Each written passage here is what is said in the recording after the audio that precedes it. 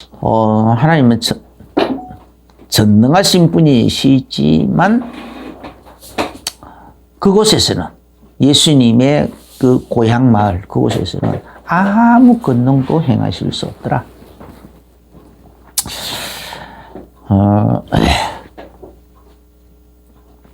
예수님에 관한 소문은요, 그 지역에 이미 널리 퍼져 있어요. 그죠? 그래서 그 동네 사람들도 알았어. 2절에 보면은 이 사람이 받은 지혜와 그 손으로 이루어지는 이런 권능이 어찌됨이냐. 그런 식으로 말을 한다니까. 이미 널리 소문이 퍼져 있어. 예수님께서 귀신도 쫓아내고 병든 자도 고치고 죽은 자도 살리고 이런 소문들이 이미 다 퍼져 있어. 또 온갖 여러 가지 갖가지 기적도 다 행하시고. 그럼에도 불구하고 이 고향 마을 사람들은 아주 이제 터무니없는 완악함을 가지고 예수님을 정말 터무니없게 정말 기가 막히게 그 예수님을 이렇게 무시하고 멸시하는 그런 반응을 내보이고 있다. 도대체 이게 뭐냐, 이게. 왜 이렇게까지 마음이 완악해졌을까? 왜 이렇게까지 예수님을 무시하고 멸시하고 있을까? 그죠? 심지어 그것뿐만이 아닙니다.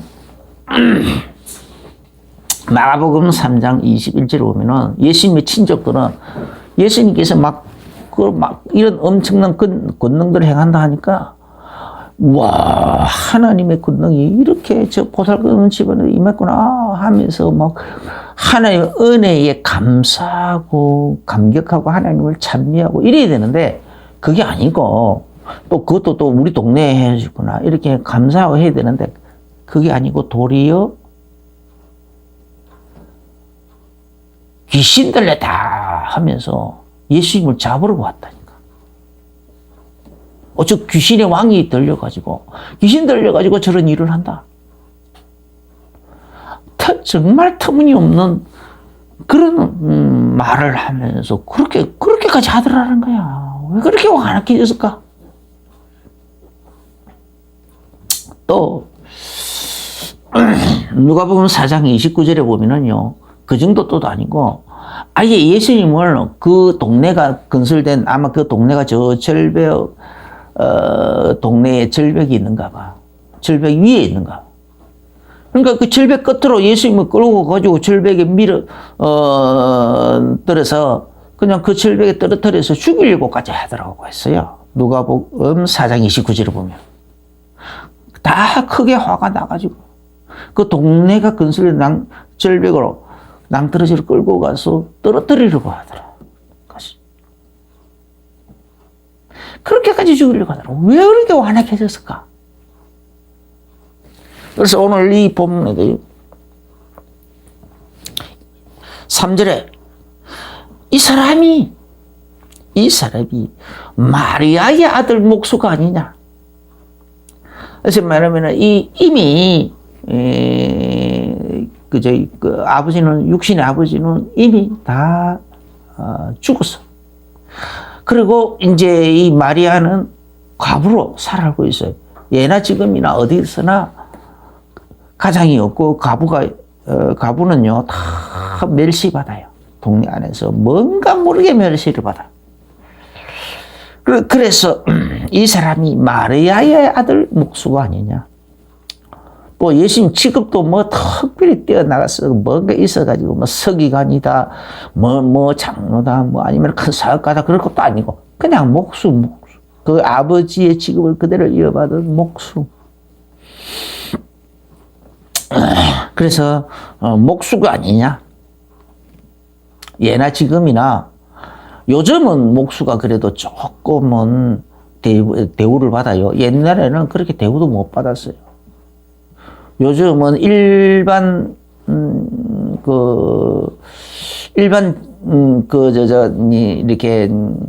직종, 보통 한 15만 원 그렇게 하면은, 보통 일반 잡부가 15만 원 정도 하지 않습니까? 옛날에는 목수들도 잡부하고 똑같이 취급해서요. 그렇게 하루 일당으로 그렇게 짓다니까. 그 우리 집도 지을 때에 우리 동네에 있는 그 먼 친척 볼 때는 목수가 한 분 있었는데, 우리 이제 처음 내 태어날 그 해에 처음으로 집을 지었어요. 집이 없어가지고 있다가 집을 지었는데 어떻게 지었느냐? 돈이 없으니까, 우리 이제 산에 가가지고 살짝이 그냥 나무 산에 가가지고, 나무를 베가지고 그렇게 이제 그 산속에 이제 숨겨놨다가 그냥 집 지을 때 하나씩 가져가지고 지었어요. 그런데 우리 아무 이제 지을 수 있는 목수의 재능이 없으니까 동네 먼 친척 볼 때는 목수가 한 사람 있었는데 그 사람이 이제 우리 집을 지어주는 그 날수만큼 우리 아버님이 이제 그 목수의 집에 농사 일을 거들 가서 해주는 거예요. 그래서 그걸 보고 옛날에는 품앗이라고 그랬어요, 품앗이. 그래가지고 그런 식으로 집을 지었어요. 옛날에는 그러니 얼마나 살기가 힘들었겠어요.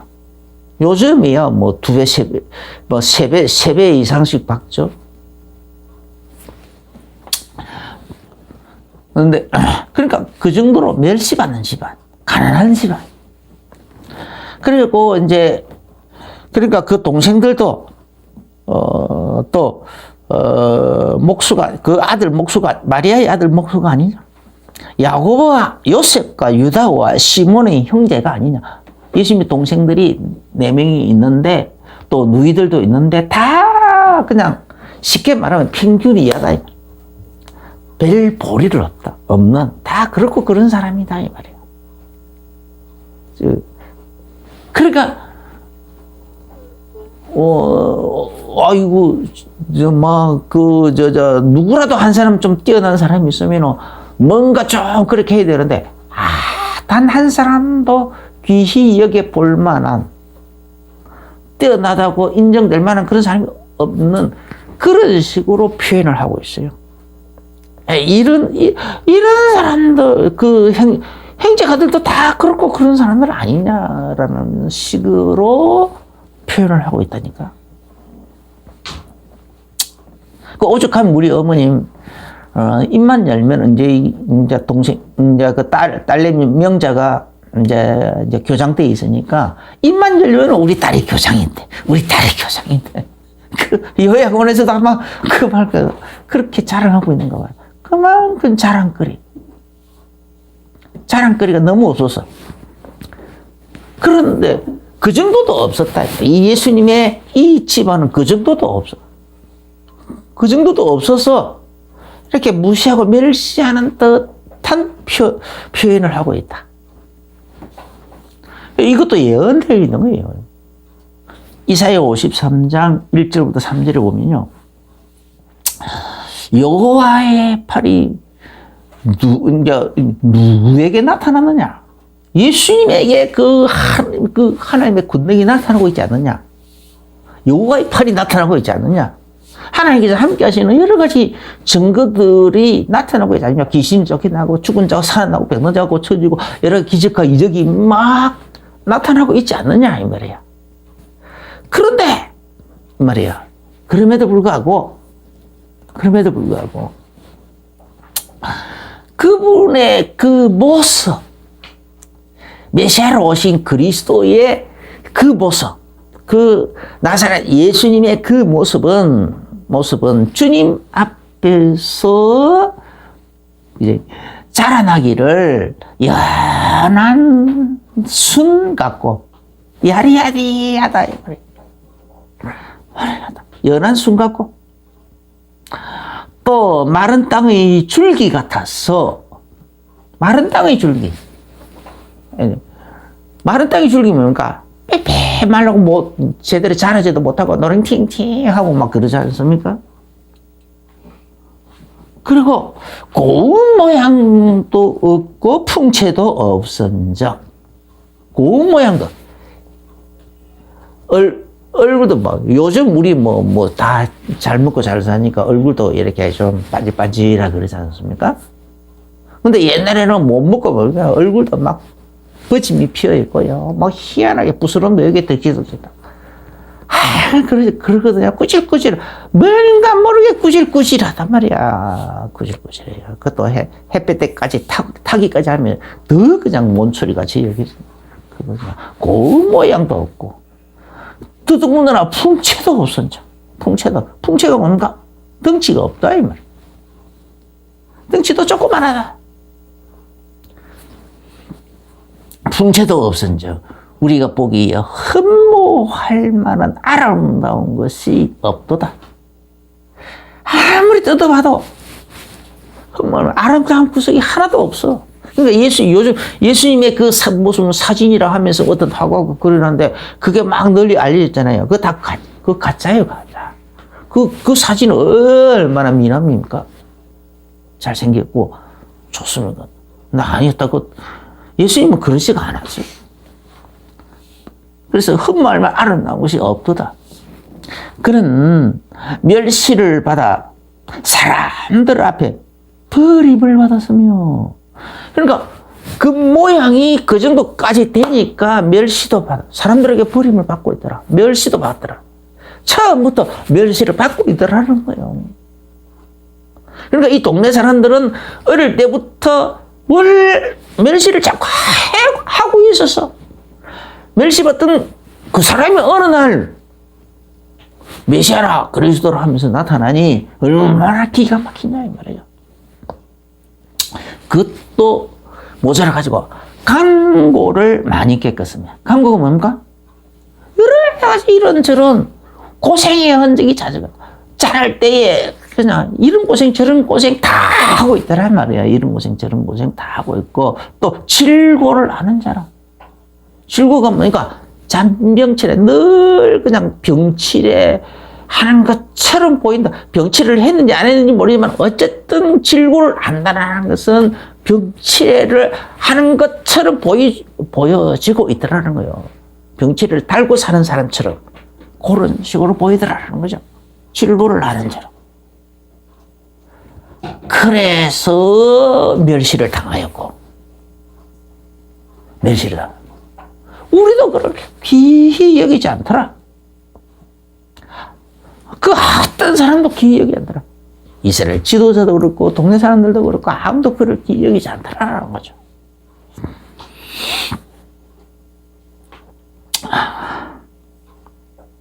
이 예언되어 있더라니까요. 예언되어 있어요. 그러니 이 동네 사람들의 반응이 이해가 되는 거죠. 원래부터 그랬으니까. 그래서 그냥 이렇게 동네 사람들의 이 완악한 마음을 완악하게 해가지고 이 터무니없는 예수님에게 터무니없는 이 반응을 보이고 있는 이 정말 안타까운 사정, 이 상황, 이렇게 예언이 돼 있어. 이런 예언을 따라 그렇게 돼 있더라. 그 다음에 이스라엘도 마찬가지예요. 이스라엘 전체가 완악해지지 않습니까? 그것도 예언되어 있어요. 왜 이스라엘 전체가 완악해지는가? 왜 전체가 완악해지는가? 그래서 예수님을 난 끝까지 예수님을 몇 차례 나중에 예수님 많은 능력이 나타나도 자꾸 시비 걸고 어떻게든지 죄인 프레임을 뒤집어 씌워가지고 죽이려고 의논을 하고 죽여야 된다 그러고 그냥 백성들이 눈치를 살살살 봐가면서 그래서 요렇게 깨를 내고 저렇게 깨를 내고 막 해가지고 백성들은 이미 거의 그 예수님을 메시아로 그리스도로 인정하는 분위기로 가고 있으니까 그래도 죽여야 된다고 하면서 죽이는데 어떻게 죽일 것이냐 하면서 이런저런 악한 꾀를 내고 있더라고요. 간사한 꾀를 내고. 그게 이 복음서 보면 그런 상황이지 않습니까? 왜 그렇게 돼 있느냐? 그것도 예언되어 있는 거예요. 이사야서 6장에 보면은 이사야에게 하나님이 나타나셨죠. 이사야가 어느 날 엄청난 하나님의 영광을 봤어요. 영광의 보좌도 보고. 그리고 하루도 나요. 내가 죄악 중에서 여호와 하나님을 배웠다라고 하니까 하나님께서 그 제단에 있는 숯불을 가지고 그 입술을 해서 내가 이제 네 입이 정하여졌다 하면서 내가 입술이 부정한 적이 또 뭐 항상 평상시에 이사야가 좀 입이 걸걸했는가 봐. 이 이사야서 이렇게 보면은요 정말 이렇게 정말 그 이사야 선지 이사야 보면은 말 잘한다 싶거든요. 정말 나는 어떻게 이렇게 말할 수 있는 거야. 그래서 그게 아주 말 잘하는 사람인가 봐. 그러니까 말 잘하는 사람은 말이 많잖아요. 그러니까 그 말에서 처음에는 이 복음을 깨닫기 전에는 뭔가 좀 말이 좀 부정적으로 흐르던가 봐. 그러니까 화로 돋다. 내가 입술이 부정한 중이에요. 이미 자기가 알아. 자기 입에서 얼마나 쓸데없는 말을 많이 했고 얼마나 부정적인 말을 많이 했고 그리고 말 잘하는 그 말을 가지고 얼마나 많은 사람들을 미혹하는 말을 많이 했고 많은 사람들을 죄짓게 하고 사람들을 상처 주는 말을 많이 했고 스스로 알아. 그러니까 하나님의 영광을 뵙자마자 바로 그냥 화로가 나요. 내가 입술이 그냥 요 하나님을 배웠다 이거 하면서. 그러니까 그냥 하는 그 부채단에서 그 입술에 대면서 네 입이 이제 정하여졌다. 그러면서 하나님께서 내가 누구를 보내면 누가 우리를 위해 갈 거라고 하니까 그때서야 비로소 이사야가 나서는 거죠. 주여 내가 여기 있습니다. 나를 보내소서. 그래 뭐라고 나를 보내소서. 내가 뭐라고 가서 할까요? 하니까 하나님께서 이사야서 6장 9절부터 쭉 읽어보면요. 너희가 듣기는 들어도 깨닫지 못할 것이요 보기는 보아도 알지 못하리라 하여 이 백성들의 마음을 둔하게 하고 마음을 둔하게 해버리라는 거예요. 마음을 둔하게 하여 그들의 기가 막히고 그들의 눈이 감기게 하라. 그리고 염려하건대 하나님의 염려가 있다라는 거야. 염려가 뭐냐? 그들이 눈으로 보고 귀로 듣고 마음으로 깨닫고 다시 돌아와서 고침을 받을까 하노라 하시기로 그들의 마음도 다치게 하고 눈도 다치게 하고 귀도 다치게 하고 다쳐서 못 보게 하고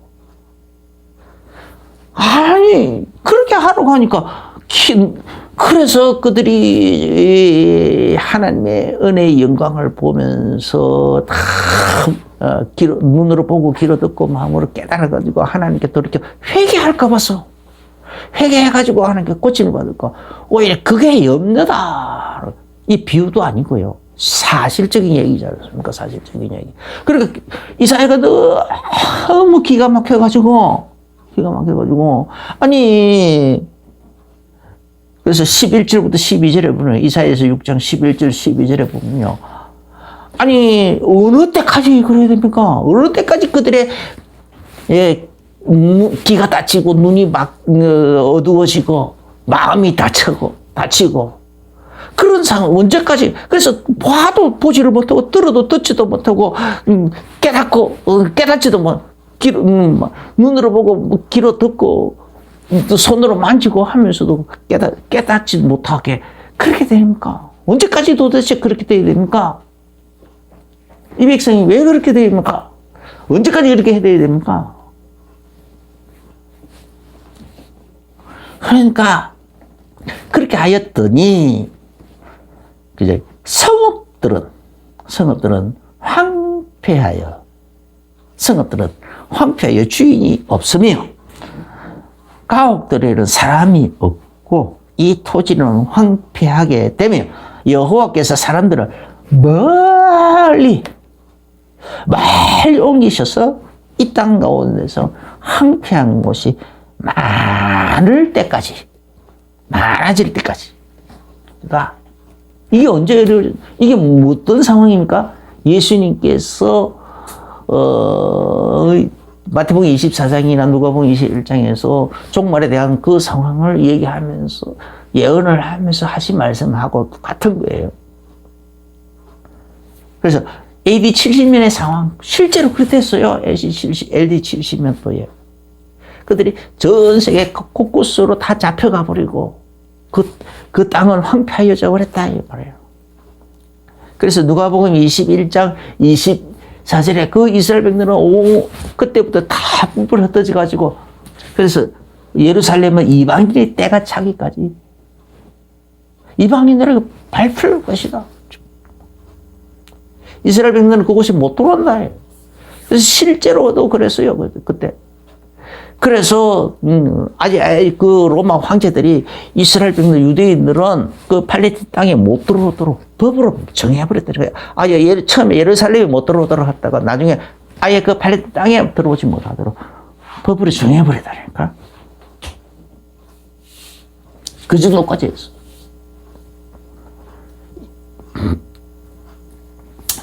그래서 그런 상황이었기 때문에 이렇게 예언되어 있는데 이렇게 돼 있기 때문에 예수님께서 그 어마어마한 기적을 행하고 귀신을 쫓아내고 죽은 자도 살리고 온갖 기적과 이적을 다 행하도 이 사람들이 결국은 깨달아 해결을 못하는 거예요. 안 하는 거예요. 안 하기도 하고 못하기도 하고. 그래서 예수님을 십자가에 못 박아 죽인다니까요. 날마다 죽여야 된다고 언언까지 하다가 십자가에 못 박아 죽였어. 마가복음 14장 61절부터 64절을 보면은요, 대제사장이 이제 예수님을 이제 그 신문할 때도 그러잖아요. 대제사장이 다시 물어 이르되 정말 네가 찬송받을 이의 아들 그리스도냐? 그렇게 대제사장이 그렇게 물으니까 예수님께서 이러시되 내가 그니라. 내가 맞다. 내가 그리스도니라. 그리스도로 메시아로 왔다. 인자가 권능의 우편에 앉아 계실 것과 그 다음에 하늘 구름을 타고 그래서 이렇게 다시 올 거, 재림할 거, 그걸 너희가 보게 될 거다. 예수님 그렇게 얘기하니까 대제사장이 자기 옷을 찢고 하면서 막 난리법석을 떠죠. 그리고 결국은 사형받아 마땅하다 하면서 그냥 사형 선고를 내려버렸죠. 그래가지고 결국 십자가에 못 박아 죽였어요.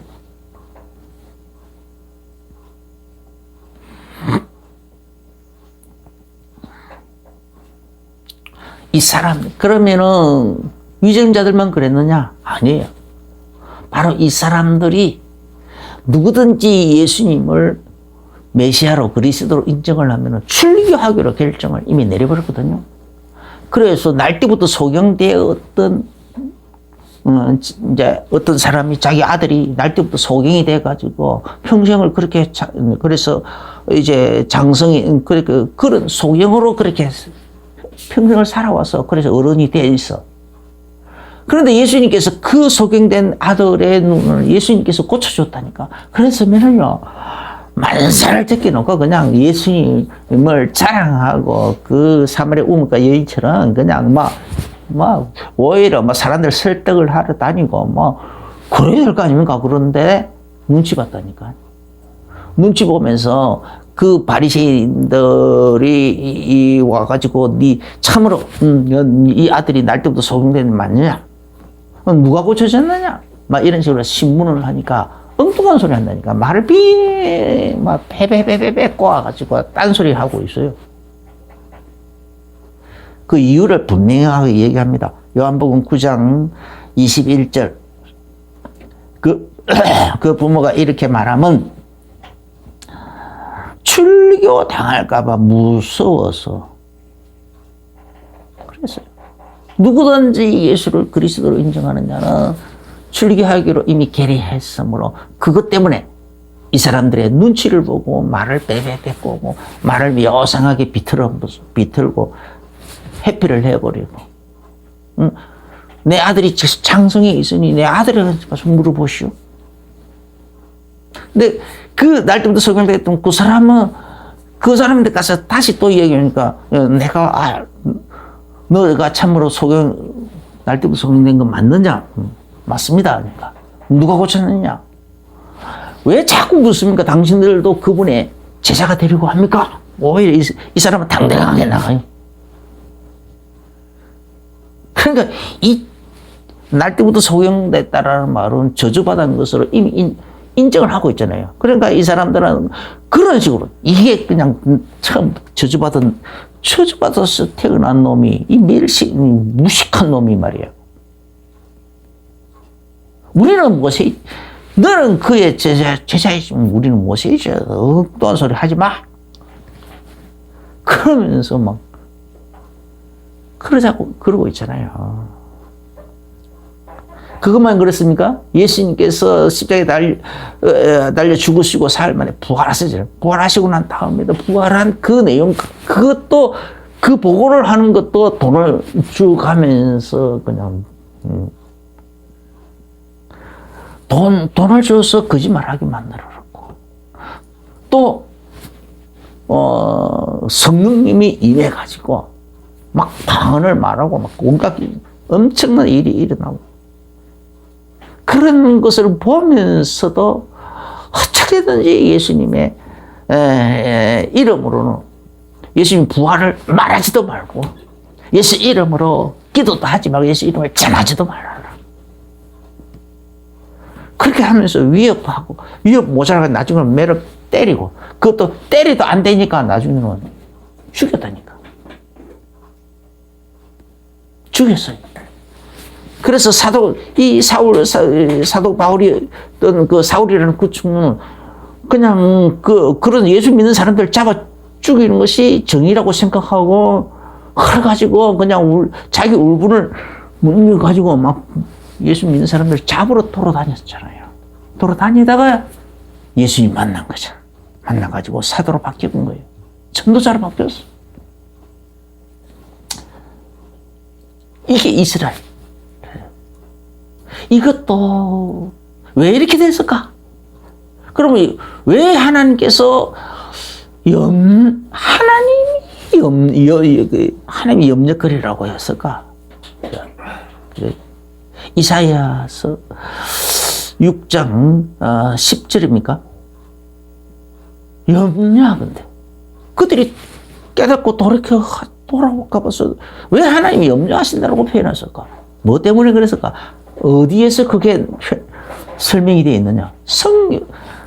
로마서에 보면, 로마서 11장에 보면 그게 나와 있어요. 로마서 11장에. 선교적 시각에서 보면, 비로소 왜 하나님께서 이스라엘을 그렇게 완악하게 만들었는지, 그게 나온다니까? 선교적 시각으로 보면은, 이방인들에게 복음을 전하기 위해서, 이스라엘이 전부 그때 당시에 이미 다 예수 믿고 해버리면 이방인들에게 복음 전할 수 있는 기회가 없어진다니까. 그래서 하나님께서 정말로 영생주의로 작정된 자가 아니면 그냥 마음을 완악하게 해버렸다니까. 그래가지고 그래서 이방인들에게 구원의 기회를 제공하고 인자와 긍휼을 베풀고 하나님의 은혜를 베풀기 위해서 이방인들에게 은혜를 베풀려고 하시는 하나님의 그렇게 하는데 뭘 통해서 하느냐? 이 유대인들의 완악함을 통해서 했다라고 했어요. 이렇게. 그래서 로마서 11장 17절에요. 참 감람나무. 그래서 참 감람나무. 이스라엘을 참 감람나무 표현한 거예요.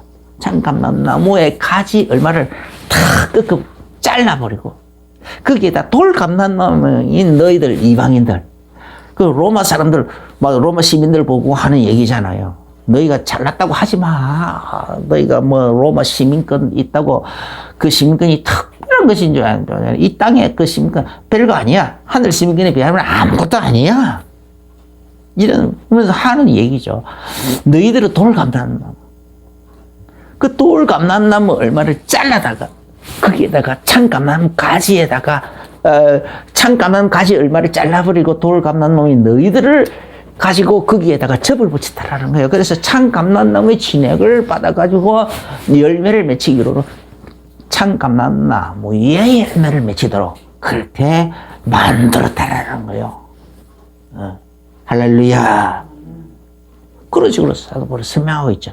로마서 11장 12절에서도 그래서 그들이 넘어짐이 세상의 풍성함이 되며 그들의 실패가 이방인의 풍성함이 되었다. 그렇게 표현한 거예요. 유대인들이 그런 식으로 넘어져서 우리 이방인들에게 복음이 전파되게 했고 이방인들에게서 성령의 열매가 풍성히 나타나도록 만들었다라는 거예요. 로마서 11장 그래서 25절에 그러면 그래서 너희들의 그 비밀을 모르기를 원치 않으니 이방인의 어떤 충만한 숫자, 하나님이 정해놓은 충만한 숫자가 있다라는 게 그 숫자가 채워질 때까지는 유대인들은 완악해져 있다는 거예요. 그 완악해져 있는 그게 지금 완악해져 있고 그것이 언제까지 지속될 거냐? 이방인의 충만한 숫자가 채워질 때까지 완악했던 이 유대인들의 그 완악함이 지속될 거라는 거예요. 그래서 이방인이 충만해서 들어오니까 이스라엘의 들어는 우둔하게 된 것이다. 완악하기만 아니라 우둔하게 돼. 어리석고 둔하고. 그래서 로마서 11장 32절에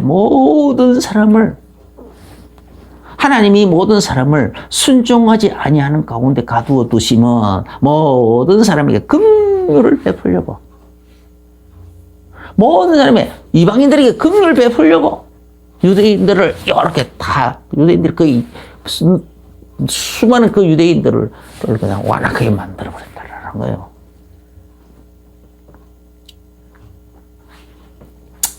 할렐루야. 그래서 그러면은 언제까지냐? 이것 때문에, 바로 이것 때문에. 이런 식으로 잠시 유대인들을 완악하게 만들어 놓고는 그 시기가 언제까지냐? 이방인의 충만한 숫자에 세워질 때까지. 땅끝까지 복음이 전파될 때까지. 그래서 마태복음 24장 14절에 이 천국 복음이 모든 민족에게 전파되기 위하여 땅끝까지 전파되리니 그제야 끝이 오리라. 그럼 예수님의 이 끝을 만들어가는 끝을 내는 시간표는 언제냐? 땅끝까지 복음을 전파되는 거. 그때까지는 이스라엘을 완악하게 만들었다는 거죠. 유대인들을 완악하게 만드는 거죠. 그래서 마가복음 16장 15절에 너희는 온 천하에 다니며 만민에게 복음을 전파하라. 온 천하에 다니며 만민에게 복음을 전파하라. 명령하시죠. 부활하신 예수님이 제자들을 모아놓고 마지막 성천하시기 직전 지상 명령, 맨 마지막으로 한 명령. 온 천하에 다니며 만민에게 복음을 전파하라. 마태복음 28장 19절에서는 모든 족속을 제자로 삼아가지고 제자를 삼아서 내가 너희 분반 모든 것을 가르쳐서 지키게 하라. 내가 세상 끝날까지 너희와 항상 함께 있을 것인자 그런 일들을 다 하라는 거예요. 또 계시록 7장 9절에 보면은 계시록 7장 각 족속과 백성과 방언에서 아무도 능히 셀 수 없는 큰 무리가 흰옷을 입고 손에 종려가지를 들고 하나님 앞에 보좌 앞에 그렇게 있더라. 아까 어린 양 앞에 서서 막 하는 찬양 그러더라는 거야. 여기서 흰옷 입은 큰 무리 히로디고 이 큰 무리.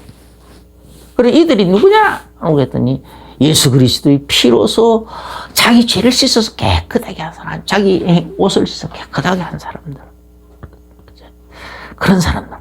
그런 사람들이 각 족속과 백성과 방문나라에서 아무래도 능히 셀 수 없는 큰 무리라는 거예요. 큰 무리. 그뿐만 아니고 계시록 6장 11절에서는 또 순교 숫자까지도 숫자가 또 하나님이 뭔가 예정되어 있는 숫자가 있다라는 거예요. 숫자 찰 때까지도 또 기다리라 그랬죠.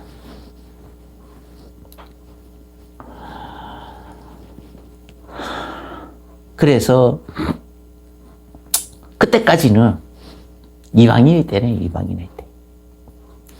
누가복음 21장 24절에 이는 이 땅에 큰 환난과 이 백성에게 하나님의 진노가 있겠습니다. 이제 그들이 칼날이 죽임을 당하면 모든 이방의 사로잡혀 가겠고, 유대인들은 어떻게 된다고요? 하나님이 이방인들에게 은혜를 베풀기 위해서 일단 완악하게 해놓고, 완악한 것 때문에 하나님 심판 받아가지고 하나님 진노를 받아가지고 칼날에 죽임을 당하고 막 성벽에서 내침을 당하고 막 부녀는 배가 갈라지고 젊은 사람들은 잡혀가지고 전 세계로 노예로 뿔뿔이 흩어져 도망가고 그렇게 그런 식으로 잡혀가서 예루살렘은 그러한 이방인의 때가 그런 식으로 유대인들은 아예 그 예루살렘에 들어오지도 못할 뿐만 아니라 팔레스타인 땅에 쫓았어도 그 근처에서도 살지 못하게 해서 전 세계 뿔뿔이 흩어지게 만들고 하는 그 때가 이방인의 때. 그 이방인의 때가 찰 때까지 이방인들의 숫자가 충분히 구원받은 하나님 원하시는 그 충만한 어떤 숫자가 채워질 때까지, 땅끝까지 복음이 전파될 때까지, 모든 민족에 복음이 전파될 때까지, 히로데의 큰 무리가 채워질 때까지, 순교의 숫자까지 채워질 때까지, 맞죠? 할렐루야. 그때까지는 예루살렘은 이방인들에게 밟힐 거다. 그때까지가 이방인의 때다. 이 말이야, 이방인의 때다. 이런 이방인의 때가 끝나가는 증거가 있어요. 증거가 1945년, 이제 2000여 년 동안 이스라엘은 아예 그 팔레스타인에 못 돌아왔잖아요. 못 돌아왔어. 그런데 돌아올 수 있는 조짐이 언제 일어났느냐? 그 팔레스타인 땅은 오스만 터키 대제국이 그 중동 지역 전체를 심지어 유럽의 일부 지역까지 다 정복하고 있을 때에 그 오스만 터키 대제국이 그래 있는데 그게 이제 1차 세계대전 때에 그 오스만 터키 제국이 이상하게 그냥 주축국으로 전쟁 당하고 이렇게 줄을 잘못 서는 바람에 그래서 그 1차 세계대전 전쟁이 져버려서 전쟁이 지면서 그쪽 땅이 영국의 식민지가 되어버렸어요. 영국의 식민지가 되면서 이제 그때부터 드디어 조짐이 보였어요. 그래서 이제 그 유대인들이 이제 그 1차 세계대전 그 전쟁통에 유대인들 그 군수 하약 공장을 하는 사람들이 있었는데 자 그 사람들이 이제 돈이 없어가지고 영국이 자꾸 이제 전쟁 돈이 모자라니까 좀 외상으로 달라 막 하고 막 화약 어떻게 좀 자꾸 이제 공급해 달라고 하니까 조금 내그랬다. 당신들이 전쟁에 이기고 나면 그 땅을 팔레스타인 그 땅을 정복할 거 아니냐. 그러면은 그 땅에 우리 나라 세우게 해달라. 우리 민족이 그쪽으로 돌아가게 해달라. 그렇게 하니까 그래가지고 그렇게 하자고. 그리고 발표 선언인가 발표 외상하고 그런 식으로 조약을 맺었어. 그 전쟁이 이기니까 이제 그때부터 본격적으로 1차 전쟁이 끝나고 난 다음에 조금 그쪽으로 팔레스타인 땅으로 가기 시작했어요. 처음에는 그냥 가가지고 원하는 사람들 가가지고 가서 거기서 땅을 사가지고 거기서 같이 어울려 살았어. 팔레스타인 땅. 그러다가 2차 세계대전이 끝나고 난 다음에, 2차 세계대전이 끝나고 난 다음에는 아예 그냥 나라를 세워버렸다. 1945년 때 독립을 선언하고, 우리 이제 나라 세우겠다 하고 독립을 선언하고, 그리고 48년도에 곤란한 동안에 정부를 수립했어. 그래서 정부 수립하고. 그러니까 이제 난리를 칠 거 아닙니까? 나라를 세우겠다 하는 45년도 그때부터 시작해가지고 막, 사방에, 그 주변에 있는 사람들이 막, 이것들이 무슨 나라를 세운다고 하느냐 하면서 막, 날마다 전쟁을 일으켜, 날마다. 그럼에도 불구하고 하나님께서 그때부터서는 본격적으로 이스라엘을 돕기 시작했어요. 하나님의 손길이 함께 했어. 그래가지고, 이스라엘 이제 독립 전쟁사를 읽어보면요, 막 기가 막힌 막 기적들을, 아재 그냥 모든 전쟁이 다 기적이에요. 하나님 기적. 기적으로 다 이루어졌어. 점철되어 있어. 그래가지고 겨우겨우 48년도에 정부를 수립했다니까. 정부를 수립하고, 정부 수립한 다음에는 이제 본격적인 전쟁이 일어났어요. 그래서 중동 전쟁, 1차, 2차, 3차, 4차까지 갔잖아요. 4차 전쟁은 이스라엘 전체가 이제 공격에 오겠다고, 연합군을 정복하겠다고 하니까 이스라엘이 먼저 공격을 해버렸어요. 이제 내일 모레 전쟁한다라고 하니까 이제 들어올 날짜인데 하루인가 이틀인가 전에 그냥 미리 기습을 해버렸어요. 그래서 그걸 보고 6.1 전쟁. 그래서 그때에 시나이 반도도 막 뺐었고, 그 다음에 이제 예루살렘도 그때 다 수복을 했어요. 수복을 했지만은, 전쟁 그때 예루살렘은 정복을 했는데, 유엔에서 볼 때는 어찌됐든 기습으로 침공을 해 들어간 거잖아. 기습을, 요즘 원전 타격, 이런 거 먼저 하고, 이런 그런 개념 생기지만, 그때 당시는 법으로 거의 금지되어 있어요. 어쨌든, 전쟁, 개시 선언도 하기 전에 또, 하지도 않고 그냥 기습을 했다. 먼저. 그래서 유엔에서 이거 불법이다. 그래가지고 인정을 안 해줬어요. 어느 정도까지 됐느냐?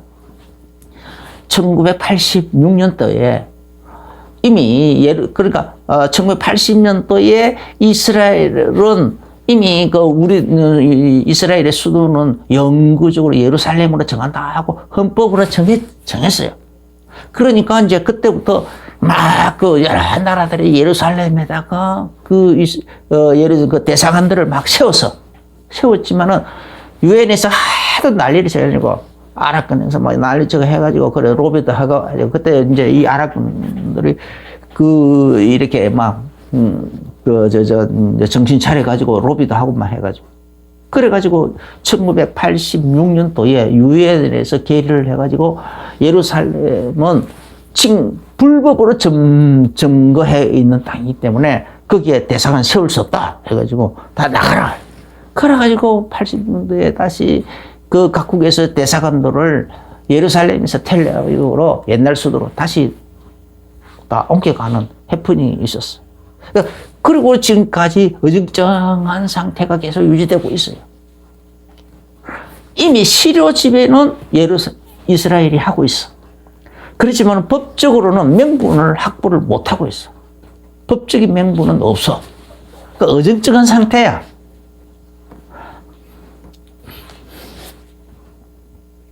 근데 그래서 어찌됐든 그리고 지금 이스라엘에게 유대인들이 많은 유대인들 중에 예수 믿는 사람들이 많이 나타나고 있어요.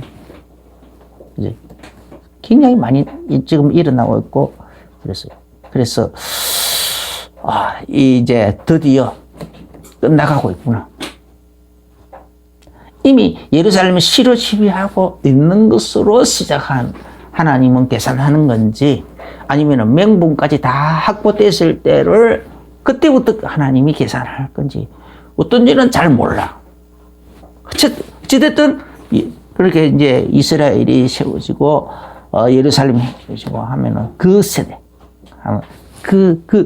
그때부터 그 세대가 지나가기 전에 누가복음 21장 그 25절 이 세대가 지나가기 전에 끝이 다 온다고 했거든요. 근데 이미 80년도부터 해도 한 세대, 지금은 한 세대가 이제 그것이 끝나가고 있죠. 아니면은 그 명분으로 예루살렘이 이스라엘의 수도로 완전한 명분까지 다 시로주변만 있는 것이 아니라 완전 명분까지 확보한 순간부터 되는 건지는 잘 모르겠어요. 어쨌든 어느 때부터 한 세대인지는 모르지만 우리가 볼 때는 거의 끝이 거의 다 됐다. 아무리 봐도 끝이다. 그래서 사람들이 대부분 이런 성경을 봐도 말세지 말이다. 이미 끝이다. 거의 끝이다. 왔구나 하고 그렇게 표현하고 있는 겁니다.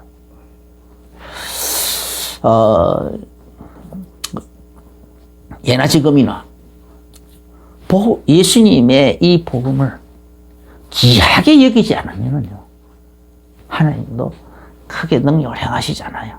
하나님의 능력, 복음은 실제적인 능력이요. 귀신이 쫓겨나가고, 이 복음을 믿는 사람, 그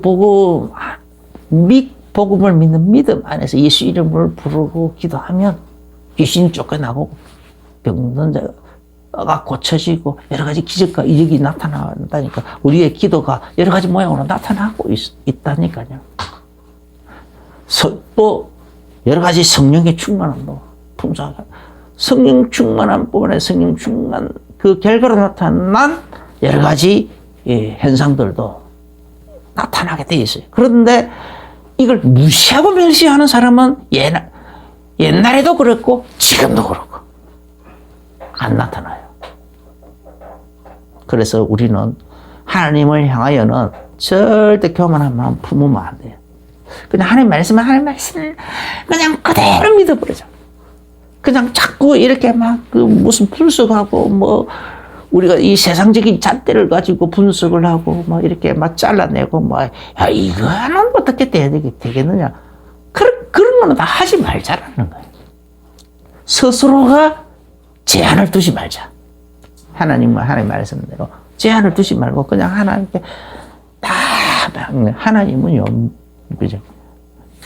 하나님의 속성에 대해서 하나님은 무소부지하라. 안 계신 곳이 없고 무소불능, 능치 못할 일이 없고 어느 장소에서도 이곳에서도 내가 기도하면 저 레바논, 이집트 지금 이집트 있죠.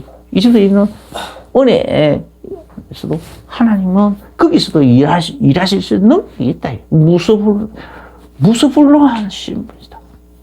무소부지, 모르는 것이 없다. 은혜가 그곳에서 일어나는 일들을 다 알고 있다니까. 나무에 있는 이상한 생각, 그 현장에 일어나는 일도 하나님 다 모르는 것이 없다. 무소부지. 할렐루야. 그런 하나님을 우리는 인정을 하고, 그런 가운데서 그런 하나님 능력을 누리는데도 제한을 두지 마시고 풍성하게 누리게 되실 예수 이름으로 축원합니다. 기도하겠습니다. 주 예수님 감사합니다. 예수님의 고향 사람들이 또 이스라엘 민족들 어마어마한 하나님의 말씀을 수천 년간 받아서 간직하고 있던 그 이스라엘 민족들이 예수님을 향하여 마음을 완악하게 해버리니 예수님께서 그 완악하게 한 그 사람들 앞에서는 아무 능력도 행하실 수 없더라라고 되어 있습니다.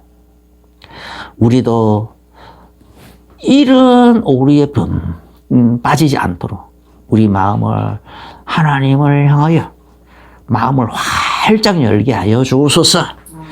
그래서 그 어떤 제한도 두지 않고 하나님을 향하여 마음을 활짝 열어서 하나님을 하나님답게, 하나님의 능력을 하나님의 능력답게 풍성하게 누려지도록 생활 곳곳에서 누려지도록 축복하여 주옵소서. 이제는 우리 주 예수 그리스도의 크신 은혜와 하나님 우리 아버지의 지극하신 사랑하심과 성령님의 내주인 것 충만하신 그 은혜가 오늘 말씀을 받으면서 아멘으로 하다 보면 마음이 중요한 결론과 결단이 내리며 나가는 모든 성들에게 이제부터 영원까지 항상 함께 계실지어다. 아멘.